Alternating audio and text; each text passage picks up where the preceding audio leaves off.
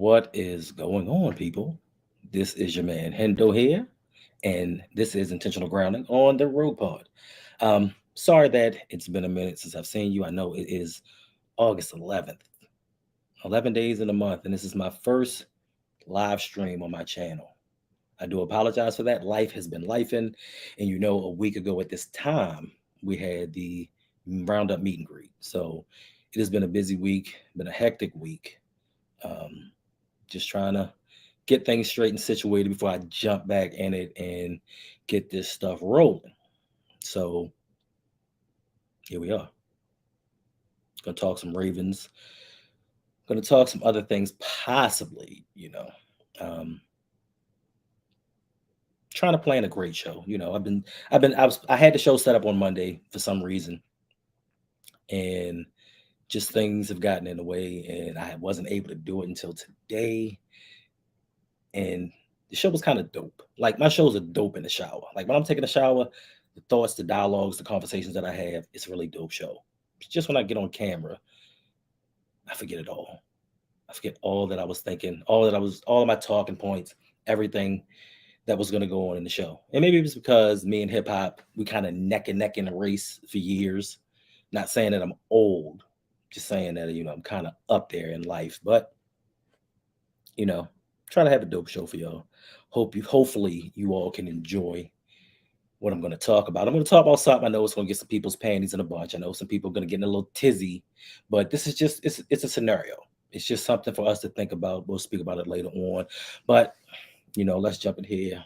Pay some bills first, because like I said, this is the first stream of the month. And shout out to my man Marcus Payne with the $10 tip. He said for the great time at the meet and greet, thanks. And I appreciate you for showing up. I appreciate everybody that showed love, came out and supported all of us. It was a really dope time. Told Brady the other day, I really wasn't nervous being in a room full of strangers speaking. Felt quite comfortable. The love was real. The people were real. Like the energy was amazing. And beforehand, I kind of went in thinking, man, I'm not doing this anymore. But it was actually an outstanding time. I really loved it, and especially encouraging words that happened afterwards for the people that heard some of the things that I had to say and said that I motivated them. Never expected any of that, but it is what it is. So, shout out to you, Marcus, for showing up, supporting the channel, everybody else. Also, got a couple shout outs here. Shout out to Yolanda B, who won the June loyalty points. She was the loyalty point winner for that month. Shout out to you for always supporting. And last month's loyalty points winner was my man Ferris. Ferris came through. He actually flew in from California to hang out with us. Shout out to you for being last month's loyalty points winner. So I do believe that this month I'm going to have to do some extra live streams to kind of catch up for these past 11 days that I have not allowed everyone to kind of get their points in to win their prizes. Hopefully everybody's happy with their prize. I don't know, but we're going to make up for it one way or another. Also, I'm thinking, I don't know. I mean, y'all let me know the interest level. We're going to try this again. Let me know the interest level of, I'm thinking about actually hosting a stadium tour for the Ravens before the first game. Myself, possibly Lunch Break Hot Take, possibly OTR Mike, and whomever else that streams is in the area. Hopefully they can come through as well. So let me know if you're actually interested. If y'all actually interested in doing a stadium tour, because listen, one way or another, whether you're there or you're not, I'm actually going to do this tour myself because it looked pretty dope when I saw it on screen. All right, let's jump in here and see who we got up in here. Of course, first we got Brandon Bazel. Appreciate you for dropping through and supporting the channel. We got Megan. Megan says, hey, just grabbing a coffee as I woke up, and I'll be right back. And then she's come back. Shout out to Australian, the land down under. Appreciate you for always dropping through and supporting everyone. We got Osmond. What's going on? How you feeling? Who else we got? Mr. J. What's going on, son? Raven 76. Rico. DDSQ. What's going on? My man Brodney. You already know. Before anybody know, Brian, you know what's up. I'm here doing the stream. Trying to catch up on my work, so to speak. We got Yolanda B in the house. She said, "Good evening, Rogue family. What is going on?" All right, is that everybody? Did we get everybody?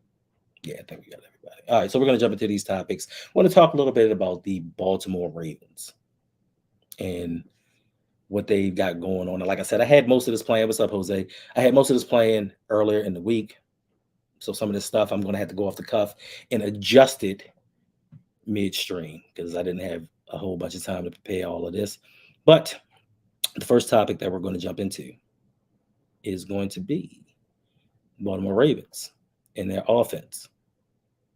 Do you think that this is possibly an area of concern with this team? Because this time last week, a lot of us were kind of in our feelings Friday and Saturday. The offense didn't have a particularly good day. I know John Harbaugh kind of slid a couple points under the table to help them kind of win the scrimmage, but the offense just was not looking good. Then Saturday came and the quarterbacks threw 9 interceptions. I know it's a lot of interceptions. People went crazy and just figured, hey, something's really wrong with these quarterbacks. Something's wrong with this offense.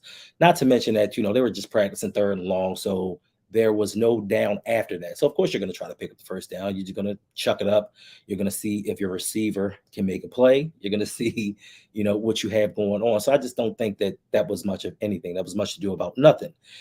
But as a whole, we've had some line concerns, as Yolanda said, we had some line concerns, and Lamar Jackson got a little bit frustrated. Like Mark Andrews, they started getting frustrated. Lamar punted the ball several times in frustration, and we know our quarterback doesn't get highly emotional. Like he doesn't really let his frustration show, and those days he did. So my question is, do you all feel like this is an area of concern? I know we have a new offensive coordinator. I know we have new pieces coming into the fold. There's got to be some continuity that has to come through. So, do you think that this is a problem? Because Monday came and Tuesday came, and all the quarterbacks look sharp. I'm not sure after Tuesday, but there were no interceptions thrown those first two, Monday and Tuesday, those first 2 days of practice. Nobody threw an interception. Lamar looked exceptionally sharp all week.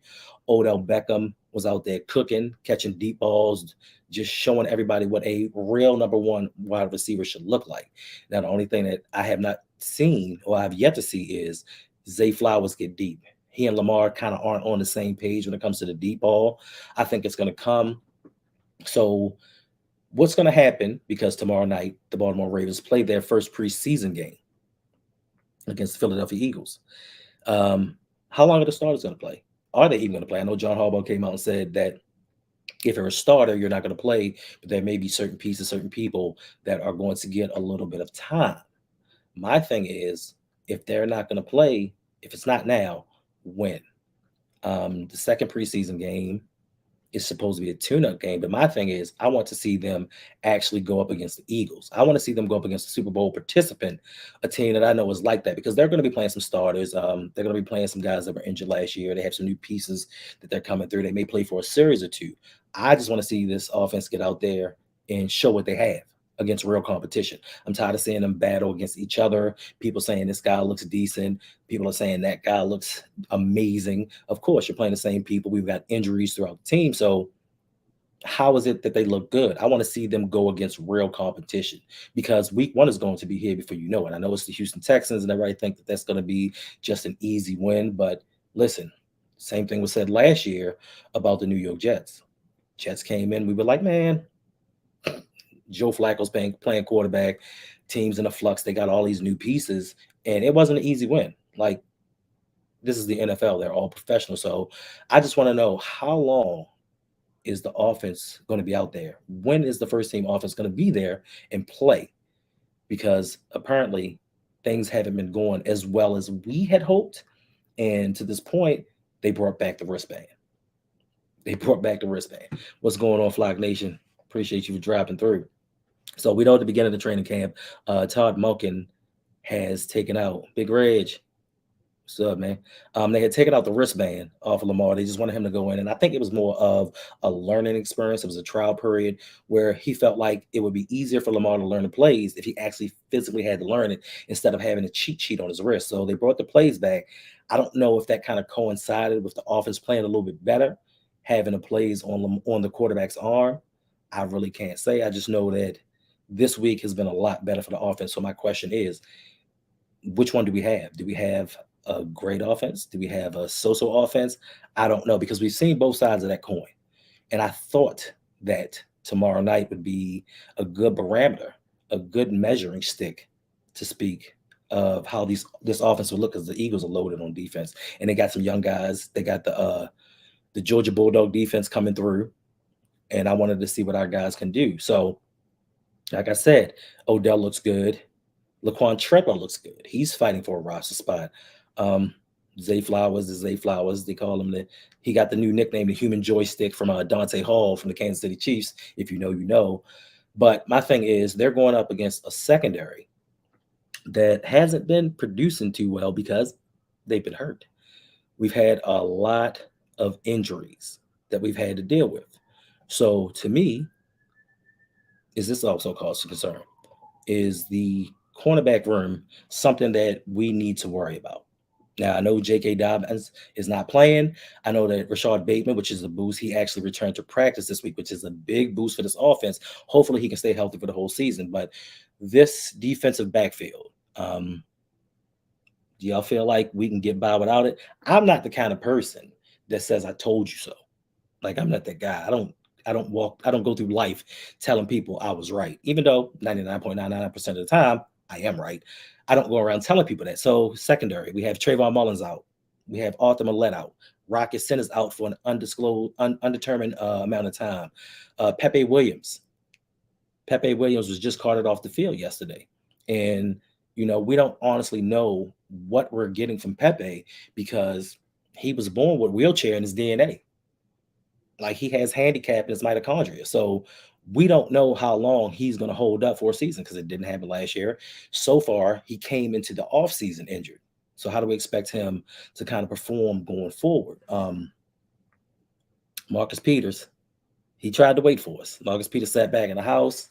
I know Brownie likes to make fun of it, but he sat back in the house. He had an offer for the Raiders from the Raiders, and he was like, "Oh, I'm waiting on the Ravens because somebody's gonna go down." Like just throughout our history, you can't blame Steve Saunders because well before Steve Saunders got here, we've had injury after injury where we had Frank Walker, Melvin, what is it, Rasan Melvin? Like we've had cornerbacks that we just had to throw into the fray. So, what are we gonna do about this defensive backfield?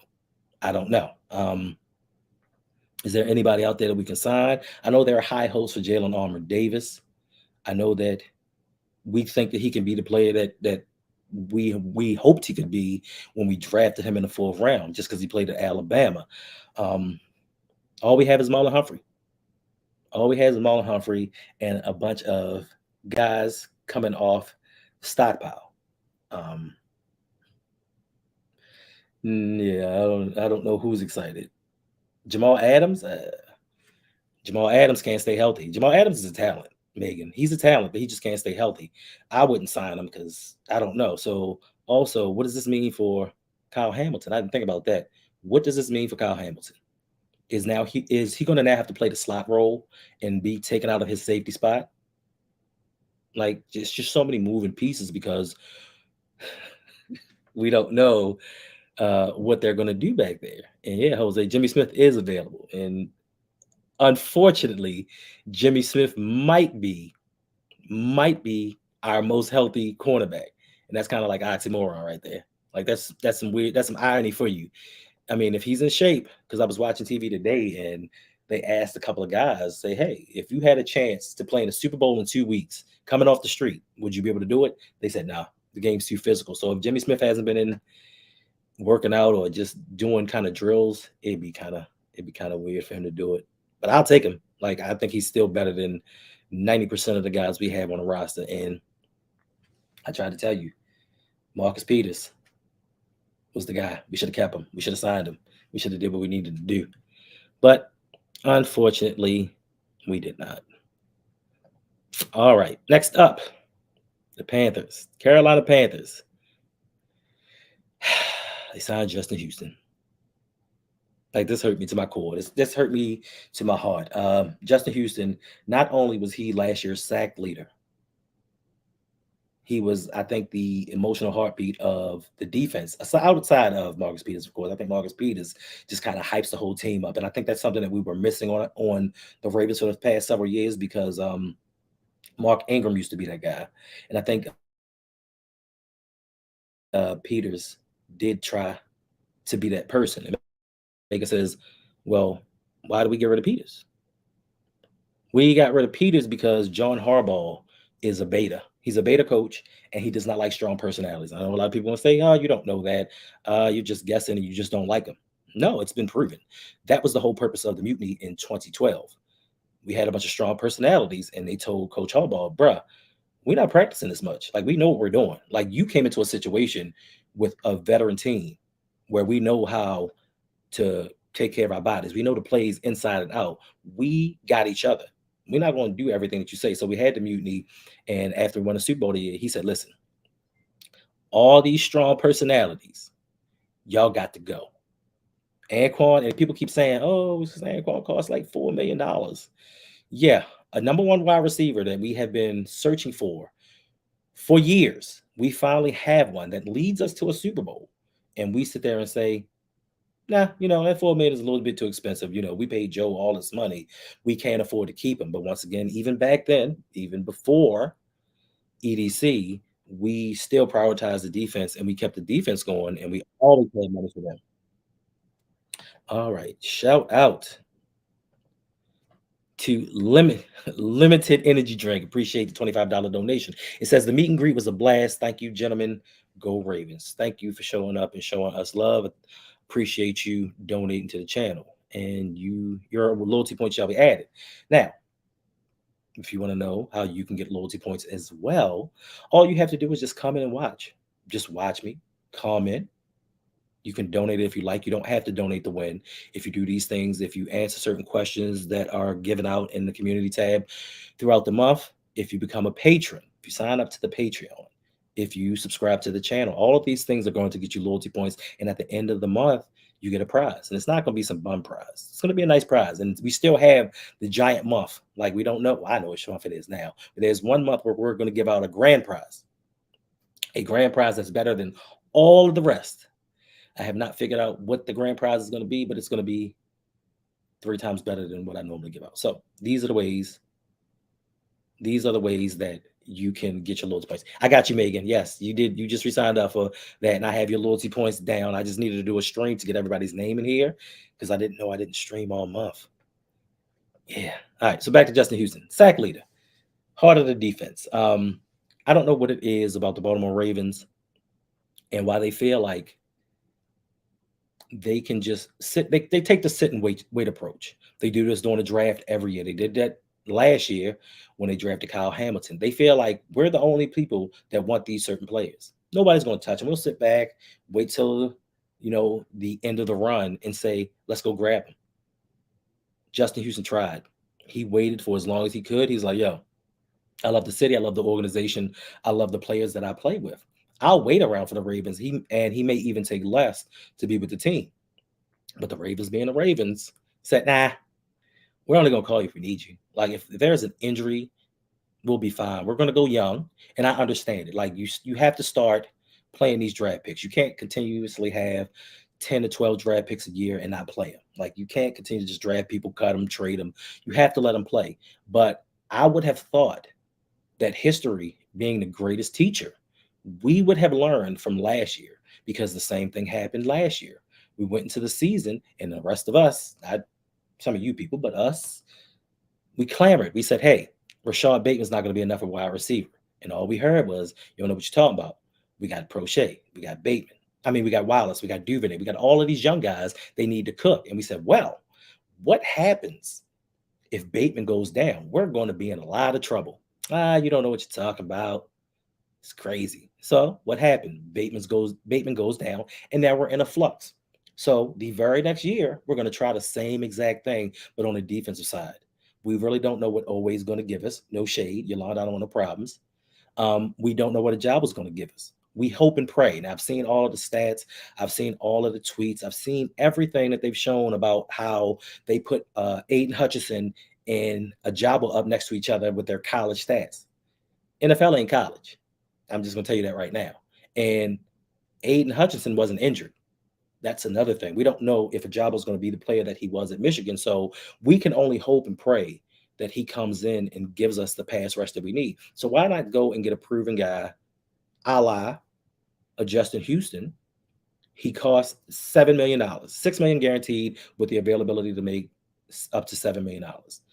Why not do it?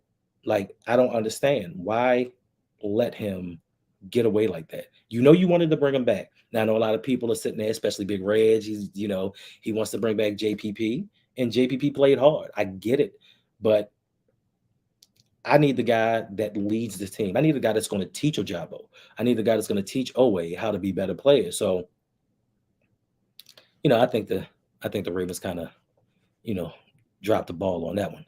What's up, Coach? How you feeling? Welcome to the stream. Danity, what's going on?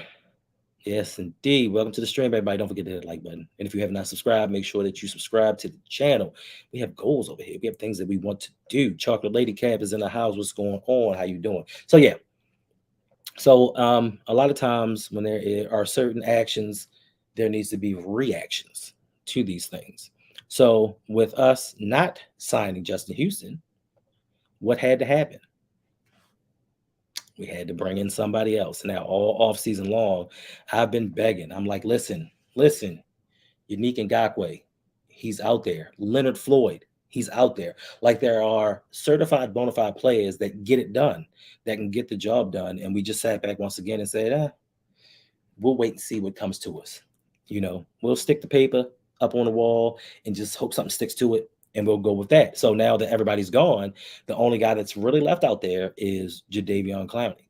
Now, I know a lot of people are down on Jadeveon Clowney. They don't feel like he is what he was supposed to be. Yes, he was a number one overall pick.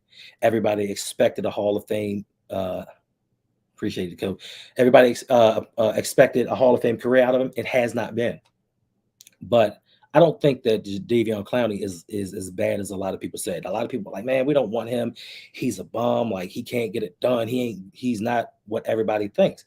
Well, I'm here to say you might be wrong. It's a possibility that you might be wrong, because in Jadevion's career, he has 43 career sacks. 43 career sacks in his career. And he's missed some seasons. He's missed some games because of injury. Now, Jadeveon has 43 career sacks. The Ravens have 32 eligible players that could sack the quarterback. 32. Out of those 32 eligible players, the Ravens have 86 sacks, career sacks between the team that's still left on the team. So you have 32 people with 86 sacks. You have Jadeveon with 43. One man consists of half of your full team. And you're saying that he isn't good enough to play? He isn't good enough to be on this team? Like, beggars can't be choosers. You waited till the last minute. You started scraping the bottom of the pan and hope there was still some meat left. Pause. And this is what you come up with. And now people want to turn their noses up at him. Like, that's something that I don't get. I don't get it. So let's look at this. So from 2022, let's look at some of Jadevion's grades. In the NFL, he was fifth in run defensive grade at 74.3. He was third in tackling grade, which is a big one for me because, we miss a lot of tackles. He was eighth in pass rush grade, sixth in defensive grade overall, and 13th in snaps. Now, that is for all the players in the NFL with a minimum of 100 snaps. Now, to me, throughout the entire NFL, those look like pretty good grades to me. Pretty good grades to me. Now, if we take his numbers and kind of adjust it for the Ravens, and we only put in defensive line and edge rushers, look what we got here. On the Baltimore Ravens, he would be first in run defensive grade, first in tackling grade, third in pass rush grade, third in defensive grade overall, sixth in snaps on the team. These are like darn good numbers for a guy that we can get on the cheap, that we know can play. We know he can set the edge in the run. We're still not sure with Owe if he can actually set the edge. Now, like it says, it's worth saying that Justin Houston had 423 snaps in 15 games, while Jadeveon had 497 in 12, which means he plays. I know there's a knock on him. I know that people don't want to keep him around, but listen, he is a lot better than what we have. I'm just saying. I don't know if I said what's up to my man, Dre. What's up, Dre? Shout out. Hope you feel better. Yeah. So listen, beggars can't be choosers. And like you said, what more does he have to do with numbers like that? Listen, Baltimore Ravens fans are spoiled. We feel like we don't need any help. We're good. We got two young guns and Tyus Bowser. And that's another thing. We don't know what's wrong with Tyus Bowser, or at least I don't know what's wrong with Tyus Bowser. And I don't know when he's coming back. He is an outstanding player. He is one of the guys that we use to blitz cover, do a lot of things. He covers up a lot of mistakes that are made in the middle of that defense, but he's out. He's another guy that's hurt that we did not replace. I would have loved to have Leonard Floyd. I mean, we could have got Leonard Floyd and Yannick Ngakoue. So that's just me. I'll take his 43 career sacks and, what I'm saying, hopefully make this team better. But later on, but just coming up in a few seconds, I got a trade idea. Trade idea. It's crazy, but it might help. I know a lot of y'all, like I said, y'all gonna be like, man, you out your mind. This could never happen. This ain't Madden. But if you think about it, it might be something that is well worth the money and worth the time. Now, also this week, like I said, this was planned for the other day, and I had to keep pushing it forward, so I just had to keep adding stuff. So if some of the stuff y'all have already seen, just know I'm sorry. All right. So the Baltimore Ravens also this week, they've signed Broderick Washington to a 3-year, $15.75 million extension with all 4 years in total is 4 years, $17.5 million. To me, Broderick Washington, I think is this a good signing? Do y'all think this was a good signing? Is this something that y'all like? I don't know. It's like me purposely, I think he's a good player. I think that he is our most underrated defensive lineman. I think he's our most consistent defensive lineman, and that's even with Calais Campbell being here. Um, he's young. Hmm. I do like it, and I don't like it. So I like the signing because you're locking up young talent. You're locking up young talent at a cheap price. But I love seeing players get paid. I love seeing all players get paid. I don't care if I don't like them or I like them. I love seeing players get paid. But there's something about letting a player play on his contract year that he balls out. And I just think that I don't know. I just think that I don't know. I just think if we'd have let him play and earned it, he may have balled out even more. But sometimes that money motivates certain people. Like if I got paid money, I would like to justify being worth the contract that they gave me. But just it's not the same for everybody. So that leaves us to speculate. What are they going to do with Justin Matabike? Like, how do they feel about him? Do they feel like he's better or just that Broderick Washington may have come cheaper? I'm not sure. What's up, Ron? Yeah, I don't know either. I mean, like I'm good with locking up the player, but they could have done that after the season. Yeah, man, I don't know what they could have done. But hey, they locked him up. Because if he'd have balled out this year, he'd have priced himself out of Baltimore, like plain and simple. Like if he'd have balled out, he's a solid player. Like he may be our best defensive lineman. I could be wrong, but hey, I just like to sign it for the simple fact of a lot of people forget during Broderick Washington's rookie year, he got arrested and charged. Felony, misdemeanor, destruction of property case. Like the Ravens don't keep players like that around. I thought once those charges came up, I thought the Ravens would be like, you have violated our standard for personal conduct. You're gone. Luckily we kept him. So I mean, is this the sign of times? Is this the changing of the guard? Is this where the Ravens kind of let certain things slide under the rug and look at talent versus being tainted off the field? I don't know. Jay says Robert Quinn, Carl Nassib, Mario Addison are still out there. You don't have to get clowny. I mean, you don't, but I mean, listen, Robert Quinn, he's a beast. He's a little on the older side, and he likes getting sacks. That's his thing. Carl Nassib, he couldn't make it on bad defenses. Mario Addison is decent. It doesn't have to be Clowney, but I just think Clowney is the best of the rest. You know what I'm saying? I just think he's the best one out there. All right. So now it's time to get to this trade. Don't kill me.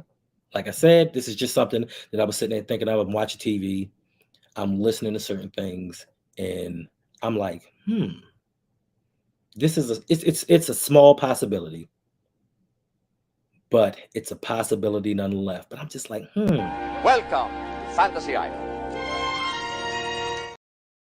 Welcome to Fantasy Island. And my fantasy, this is my fantasy trade, and it could happen if we were to pursue it enough, and that is trade for Chris Jones. Hallelujah. I know you're gonna say, man, this ain't Madden. We ain't got the money. Listen, Chris Jones wants to be one of the highest paid defensive tackles in the league. He doesn't want to be the highest paid. He knows that he's not going to make more money than Aaron Donald. He knows this. But the crazy part for me is Kansas City's general manager, Brett Veach. This man went on TV and said, hey, I know he wants a lot of money. I know he deserves a lot of money, but I don't know if I'm going to give him a lot of money. So you're sitting there willingly admitting on camera that he's your defense. Without Chris Jones, y'all ain't got it. Y'all don't win this. Y'all don't win these 2 Super Bowls, and you don't have anything going forward. Just for me personally, I think we can get him. It might take a lot. It might cost a lot, but I think we can get him. And I think his pass rush would do for Baltimore 10 times more than it would do for Kansas City. I know he's going to be expensive. I know we may have to give up some assets. Hey, hate to say it, I trade Queen for him and whatever draft picks they wanted. But I just think he takes our pass rush to another level. And now that circumvents what we have going on in the secondary, because Kansas City played 5 rookies last year. 5 rookies in the defensive backfield. 5. All because you have one guy. And I know they had Frank Clark and they had Nick Bolton and some other pieces there, but all because you got one guy. Look at this. Look at this. Last season amongst defensive tackles, 15.5 sacks, ranking first. QB hits, 20th, ranking first. Pressures, 45, ranking first. Tackles for losses, 17, which ranks second. Tell me this guy would not help ensure that the Vince Lombardi trophy comes to Baltimore. Megan, he's not coming to Seattle. I'm sorry, he's not. All I know is Geno Smith better ball out for me because I drafted him on my fantasy team. That's all I'm saying. I mean, listen, Travis Jones, he can stay. He can stay. But no, I just think that Chris Jones could just take us over the top. I mean, you got Lamar on offense. You got Chris and Marlon and Marcus leading the defense. Odell stays healthy. Bateman stays healthy. Who's going to stop us? Who's going to beat us? With that kind of production from one guy, he changes the whole landscape, the whole outlook of your team. And he's still like, what, 28, 29 years old? This man's not Dairy Queen. His name is Patrick Queen, sir. Let's not do that.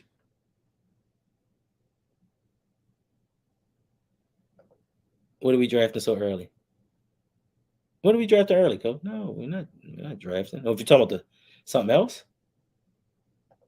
Something else? Yeah, he's 29 years old. He still has years left. Listen, you bite the bullet. Either you pay, give him 28 mil a year, 29 mil a year. So what? Do a 2-3 year deal. Give him an extension. I don't care. Win a couple Super Bowls, it'll be well worth it. And then you move on from there. You restructure, you do whatever you need to do. My thing is stop paying for a whole lot of money for a bunch of retreads. I'll take one guy at 30 mil, then sign in 3 guys that we're going to cut for 6-7 mil a piece later in the season. Like, I'll take that. So, yeah, Chris Jones. Yes, he's the guy for me.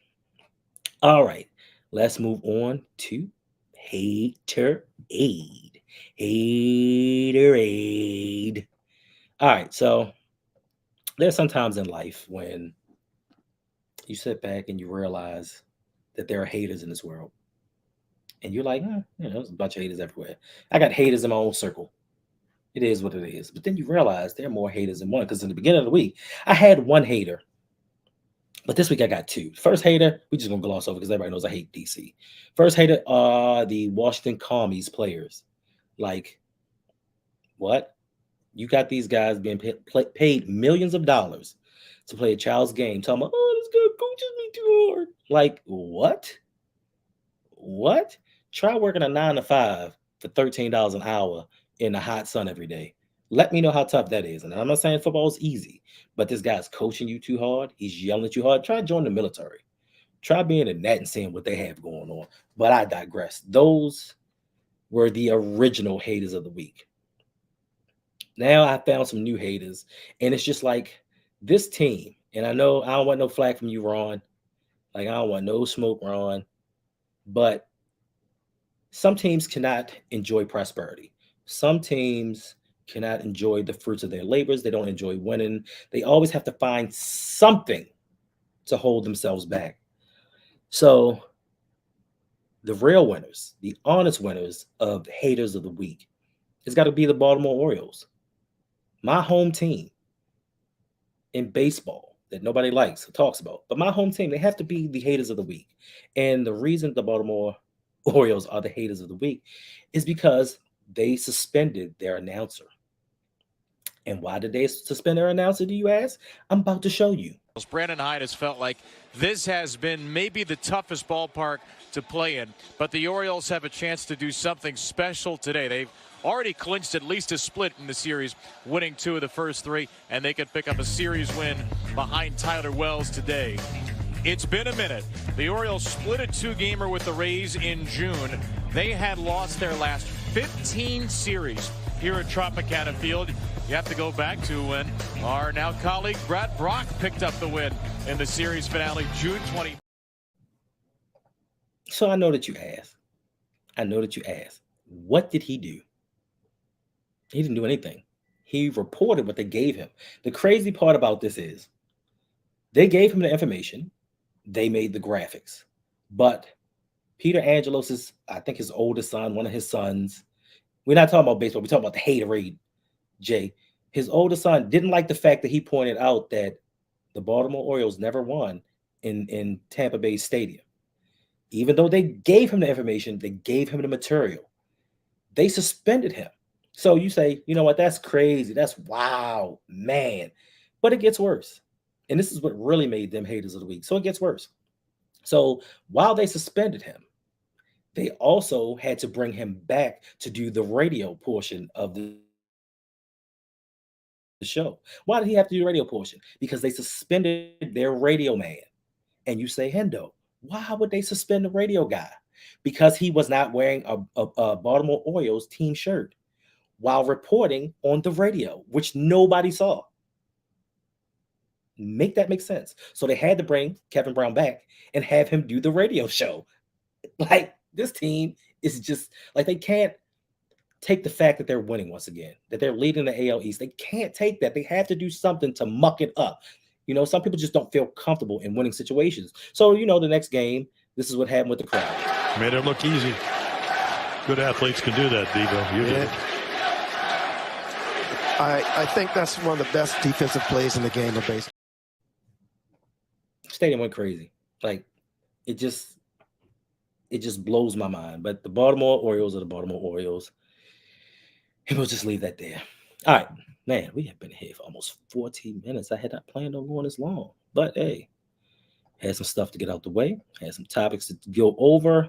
And the last topic of today, which I know y'all are going to love. Pat, hard ER, Ricard, I'm sorry, is off the PUP list. He came off the PUP list on Monday, and instead of him going back to his normal fullback routine, they tried him out at the offensive line. How much sense does that make? I don't know. Is this telling us that there is a problem at left guard? Because throughout the offseason, the Baltimore Ravens have tried everyone at left guard. I think Stout was there. I think Tyler Batty came back to play left guard. Like, they just brought everybody in, and I'm not sure if it's working out. I know John Simpson is supposed to be taking first-team reps this week and next week, but for you to bring Ricard back off of the physically unable to perform list and throw him into offensive line drills, I think that says a lot. It either says one of two things. We have a problem left guard and this team is just not going to be able to function properly, or John Harbaugh takes care of his own. I think it's more of the latter. I think that John Harbaugh is trying to find a place for Pat Ricard because he's one of his guys, and he's trying to justify his $4, $5, $6 million salary. Now, for me personally, I just don't think that he has a place in Todd Monken's offense. Like, there is no place for a fullback. I don't know why he and Ben Mason are still on the team. I just think that John Harbaugh refuses to give in and say, you know what? I'm done for running this offense for so long.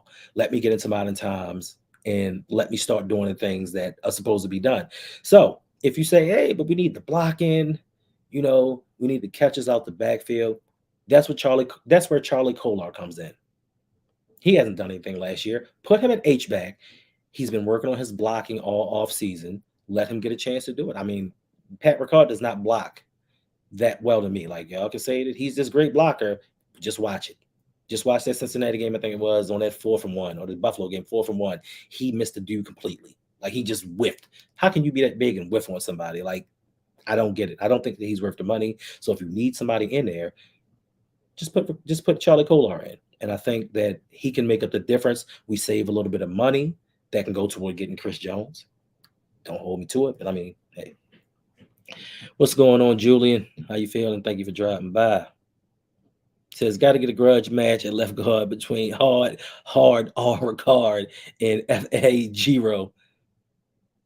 Giro is enjoying life. Giro is sitting at home thinking, man, how many times can I fleece the NFL?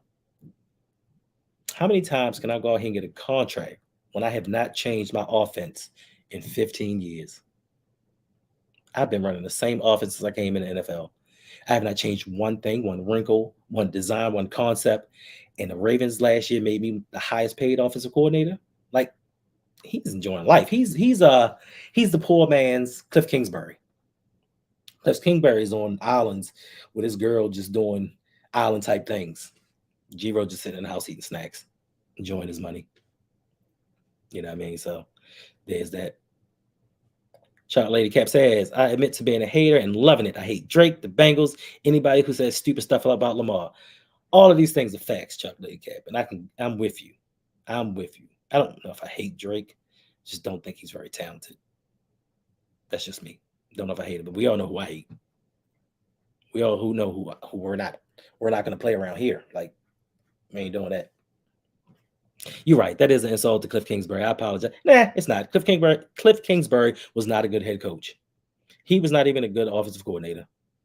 He lost in college, and the Arizona Cardinals, doing Arizona type things, thought that they were going to bring him in and something was going to change. Like, how did you think that?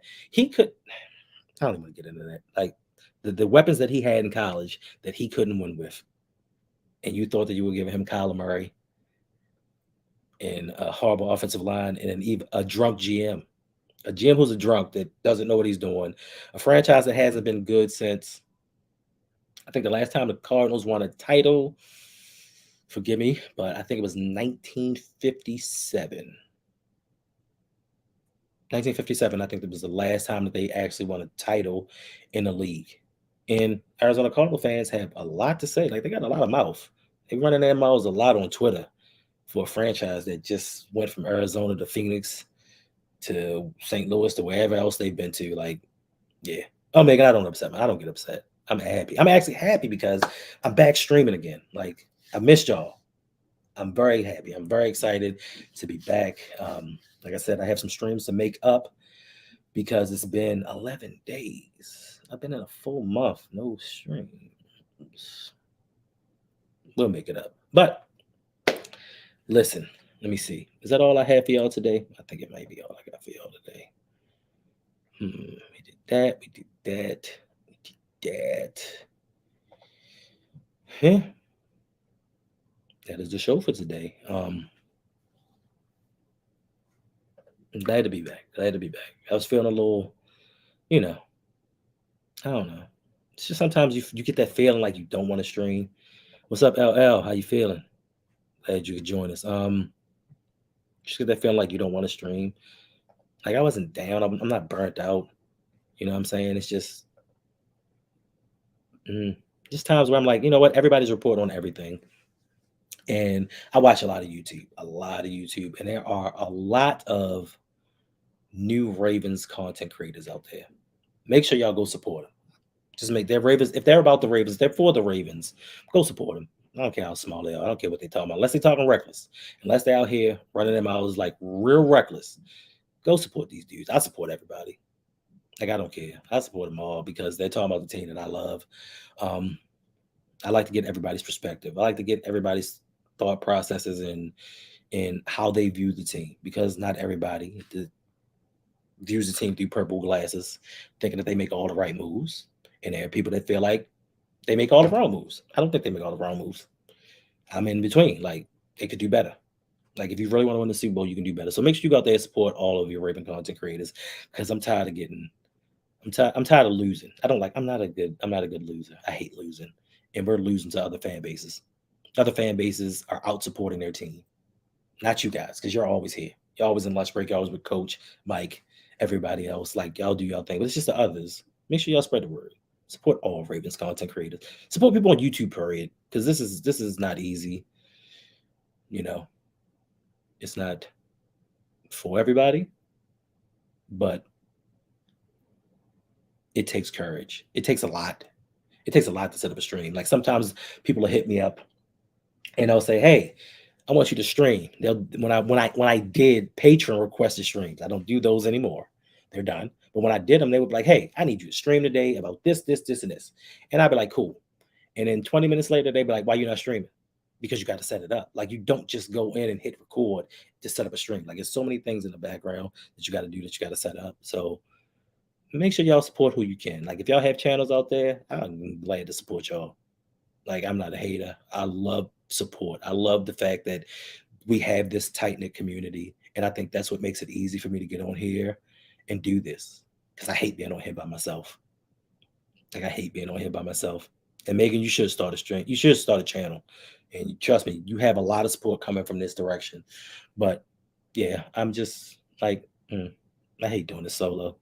But y'all make it so easy. Y'all make it so comfortable. Like my thing is, I think my problem is I look too much to try to be perfect. And that's been from a childhood, from the way that I grew up. I think I want to try to make things too perfect and I hate mistakes and slip ups. And I get so down on myself that I'm just like, if it's not perfect, then why do it? Because I want to entertain y'all. I want to make changes. I want to grow, progress, and just do things to make this a better experience for y'all. Like I'm going into this is my second NFL season that I'm a YouTuber. It feels kind of weird to say.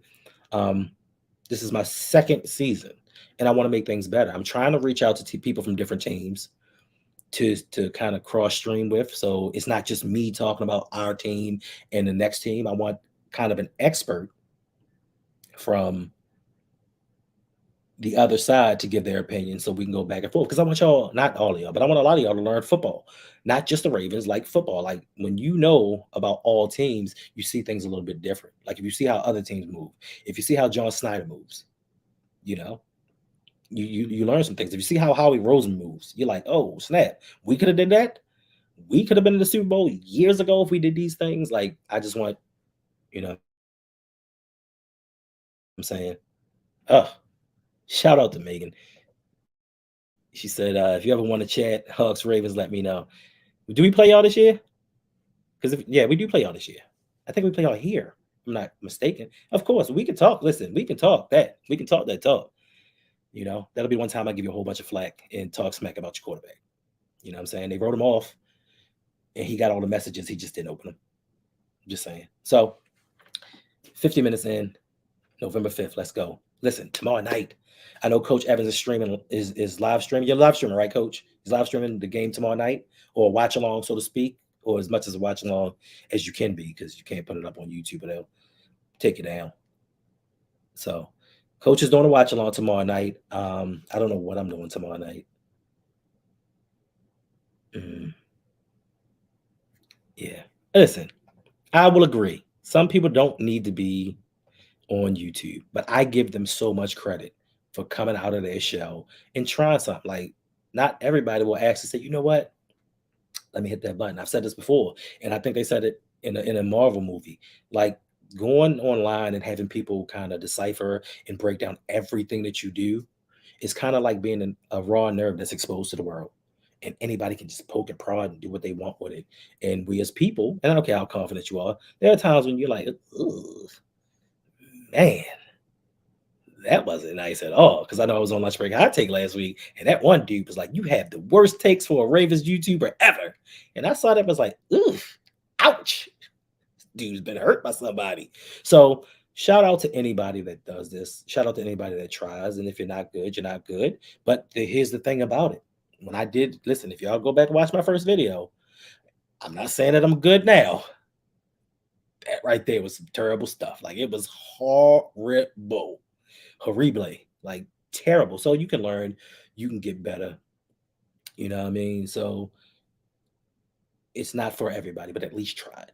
Because trust me, you got somebody to support you right here. I support everybody. I love supporting people because that's what life is about. Helping people get better. Y'all help me grow. Y'all help me evolve into something else, into somebody else. Like I hate talking on camera. But the crazy part is I can talk to you all day in person. Like we can hold a conversation 5 hours. But hey, do your thing. Support the people. Support anybody. I don't care if they're talking about Ravens or not. If there's somebody out there putting themselves out there, just support them. And once again, appreciate y'all. Love y'all. I love this community. And I missed y'all over these last 11 days. Oh, so I got to do better. I'm going to do better because of you. I'm going to be better. I'll say that. Big Reg, J the Six, Jared Green, y'all gonna get there. Y'all gonna get there. I'm rambling on right now. I don't know why. Because I honestly, I don't want to stop streaming right now. Like I'm in a mood that I want to keep going, but I'll probably just keep babbling and rambling on. I know that football, preseason football is on tonight. I don't know what games are on tonight. I haven't really been in tune with the sporting aspect of things this last week, but it's some preseason tonight. We got some preseason tomorrow. We are a week closer to the game. And like I said, don't forget, if you came in a little bit later, I'm going to probably organize a trip to tour Raven Stadium. Excuse me. Tour Raven Stadium sometime soon. I think I can take up to 25 people with me. And yeah, appreciate you, Megan. Appreciate the support because Megan is a Seahawks fan. If y'all don't know, Megan is a Seahawks fan, and she just found us one day. She does not have to support us like she does, and she really does support us. So it's all love. So yeah, stadium tour, 25 people. I don't know how I'm going to do that or how I'm going to pick the 25 people. If there are 25 people interested, I'm going to do that. Also, I have an extra ticket to the Baltimore Ravens Indianapolis Colts game. Don't know what I'm going to do with that extra ticket. I might raffle it off. I might do something special for a patron. I don't know, because the people that I want to go probably aren't going to go. They don't want to go. I know my son. I love taking my son to football games, but he flakes on me every time. So I'm not even going to ask him about that. Julie says, who would be your dream head coach for Baltimore? Right now, with the way it's constructed right now, I'll take Brian Flores because he's available to be a head coach. Brian Flores, I think just with his discipline, I think this team lacks discipline. If you look what he did with the Miami Dolphins, his last full year, he turned them around. Like he turned that team around, even with a quarterback he didn't believe in. I think he would hire the right pieces to take this team. I would take a Sean McVay. I take Mike Tomlin, to be quite honest with you. Mike Tomlin. Mike Tomlin might be my first choice. We're never going to 500. So there are a bunch of head coaches that I would take that I just think I need a head coach that's versatile. I need a head coach that changes with the times. John Harbaugh, you give him credit if you like. I give him credit for some things. I don't give him credit for a lot, but he didn't change with the times. He changed because his quarterback said, "I'm out." He changed because Lamar said, "Yo, trade me from here. I'm tired of this nonsense. You keep running in circles and doing the same thing and expecting different results," which is insanity. So I don't think I just need someone that doesn't conform to the old school notion. I don't need any Mike Martzes. I don't need any coaches that think like that. You know, Harbaugh can get up there and say, "Me and Lamar are best friends, and we hang out. I call him and talk about kids." All that. He can say all of that, but when it comes to this team, and how it's constructed, he's let it go far too long. He's stuck with his ways far too many years. And I just need somebody that is going to help take this team over the top. Yeah, man. Everybody has Tomlin envy. But my thing is just, he does what's best for his organization. Listen, Tomlin's the Steelers organization feels about him like most people feel about Harbaugh with the Ravens. Like Steelers hate Mike Tomlin. Like they think he's a terrible coach. They think he's a terrible coach. Like they want him gone. They think he's living off the success of Bill Cowher, who actually lived off the success of what's the old guy's name? It escapes me, but it'll come back to me. But they don't like him, and they went with, and I think that Mike Tomlin could do a lot. Look what Mike Tomlin did. He has in 17. I think he's been at 17 years, if I'm not mistaken. He doesn't have a losing season. He took a season with Duck Hodges, and Mason Rudolph, and had a winning record. When John Harbaugh was faced with these same situations, look at what we went through before we got Lamar. He couldn't win. Without a star defense and a star quarterback, John Harbaugh can't win. Like it's what, and not even win. He just wasn't really good. Like he just wasn't good at adjusting his team.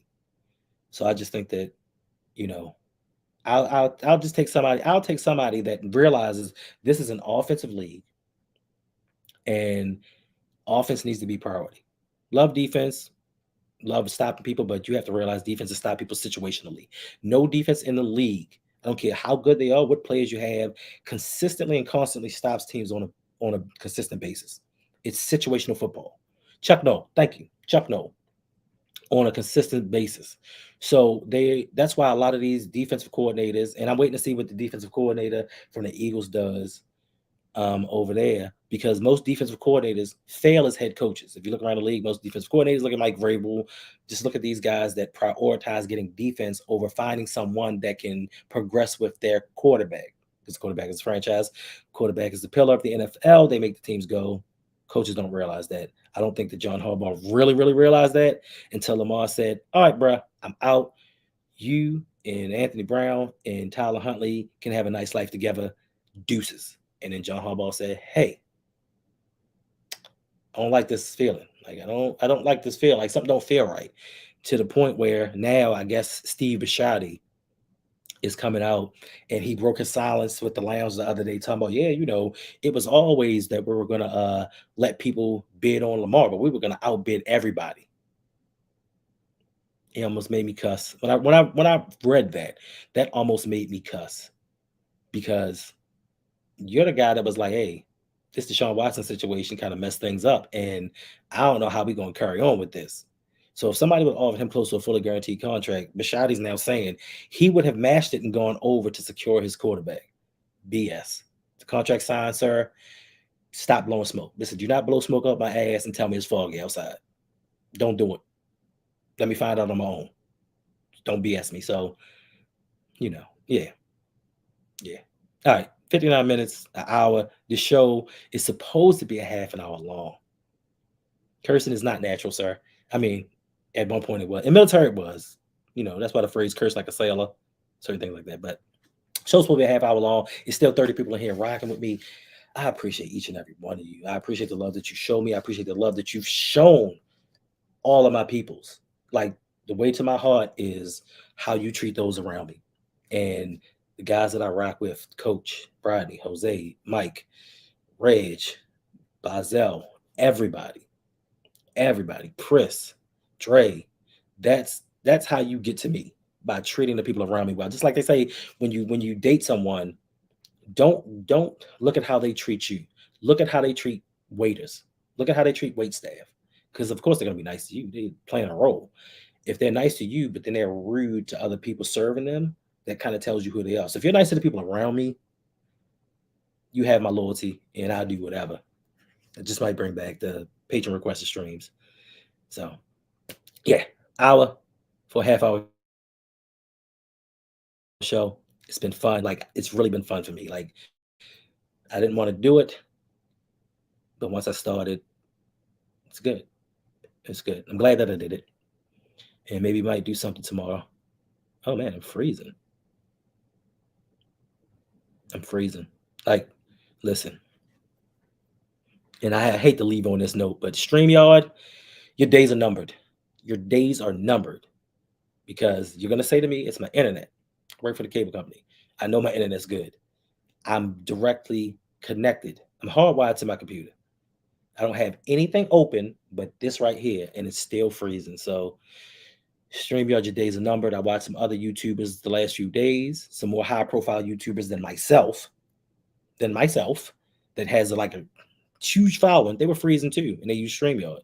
So please don't tell us it's all of us. Fix your stuff before we find something else. Your days are numbered. But appreciate you all. Appreciate you all, Megan. I will hit you up in the Discord, in the DM, so we can set something up for that stream.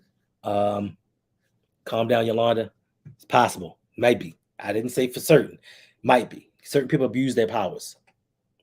Some people abuse their power, so it might be. Maybe his patron requested streams are back for new patrons only. Going forward after today. Or today going forward. Right now going forward. So listen. Love y'all. Appreciate y'all for rocking with me. It has been a blast. This last hour has been a blast. And I think I needed this to kind of get me back into the fold. And it's not Sunday, so I'm not going to say my saying. But I'll probably see y'all tomorrow. I probably will see y'all tomorrow. And once again, your boy's out. Thank y'all.